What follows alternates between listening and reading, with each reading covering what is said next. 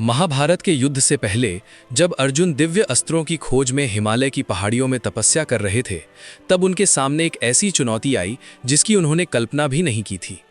एक तरफ था दुनिया का सबसे बड़ा धनुर्धर अर्जुन और दूसरी तरफ था एक साधारण सा दिखने वाला शिकारी। लेकिन वो शिकारी कोई साधारण इंसान नहीं, बल्कि स्वयं काल के भी काल महादेव थे। अर्जुन पाशुपत अस्त्र पाने के लिए घोर तपस्या में लीन थे। तभी वहां एक भयानक राक्षस मूका आया, जिसने एक जंगली सुअर का रूप धारण कर रखा था। अर्जुन ने अपना धनुष उठाया और उस पर तीर चलाया, लेकिन उसी पल एक और तीर उस सुअर को लगा।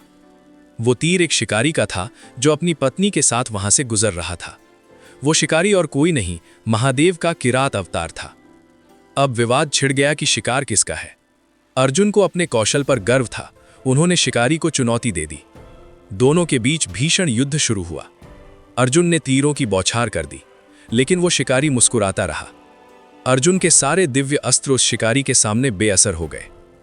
हैरानी की बात तो तब हुई जब अर्जुन का अक्षय तरकश, जो कभी खाली नहीं होता था, उसके तीर खत्म हो गए। अंत में अर्जुन ने मल्ल युद्ध, कुश्ती शुरू की, लेकिन शिकारी ने उन्हें आसानी से उठाकर पटक दिया। अर्जुन का अहंकार टूट चुका था। उन्होंने हार मान ली और मन ही मन महादेव को याद किया। तभी उन्हें एहसास हुआ कि वो शिकारी कोई और नहीं, स्वयं उनके आराध्य शिव हैं।